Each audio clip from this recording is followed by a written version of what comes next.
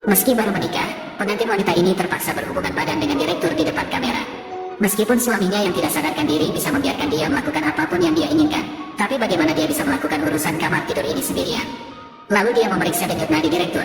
Berkat keterampilan medis yang dia pelajari dari kakeknya, dia mengetahui bahwa direktur telah diracuni.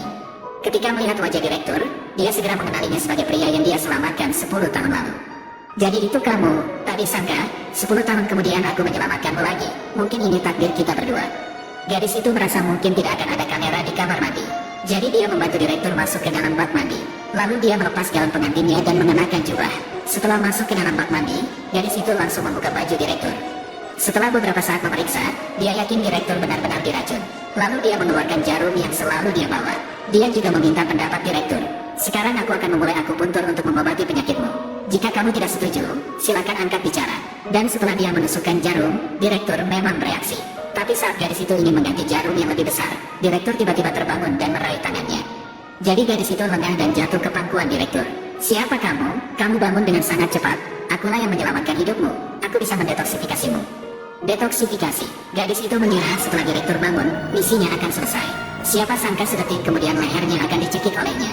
Direktur tidak menyadari bahwa gadis itu adalah orang yang menyelamatkannya 10 tahun lalu. Dia juga tidak mengetahui tentang pernikahan mereka. Ternyata setengah bulan lalu, direktur tiba-tiba koma.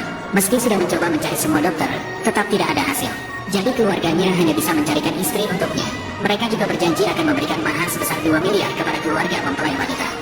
Setelah mengetahui hal tersebut, ayah gadis itu mengancamnya. Dia mengatakan jika gadis itu menolak menikah dengan direktur, maka dia tidak akan mengeluarkan uang untuk operasi penggantian ginjal neneknya. Kamu beri aku 2 miliar dulu. Setelah nenekku menyelesaikan transplantasi ginjalnya, aku akan mengembalikannya padamu. Mengapa demikian? Apakah kamu berani mendiskusikan syarat denganku? Jangan lupa nenekmu masih di tanganku. Kapan saja aku bisa mencekiknya sampai mati.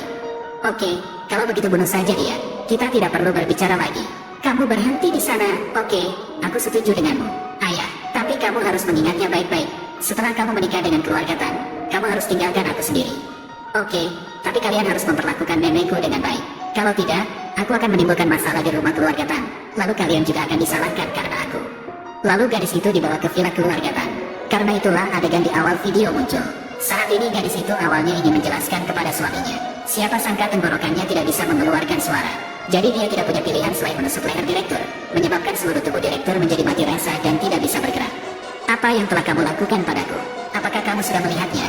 Aku hanya perlu jarum untuk mengendalikanmu. Tapi kamu masih bertanya kepadaku atas dasar apa? Lepaskan aku. Jika kamu ingin aku melepaskanmu, itu tidak apa-apa. Aku dapat membantumu melakukan detoksifikasi, tapi kamu juga harus membantuku menyelamatkan nenekku. Jangan bermimpi, belum ada yang berani membicarakan syarat denganku seperti itu. Dia sangat percaya diri. Kamu benar-benar keracunan. Kepala pelayan mungkin datang ke sini untuk memeriksa situasinya. Aku akan segera bersiap-siap dan keluar. Tapi saat gadis itu keluar dari pintu, lalu dia segera menemukan bahwa orang yang masuk ke kamar itu adalah pria aneh yang sedang mabuk. Saat ini pria mabuk itu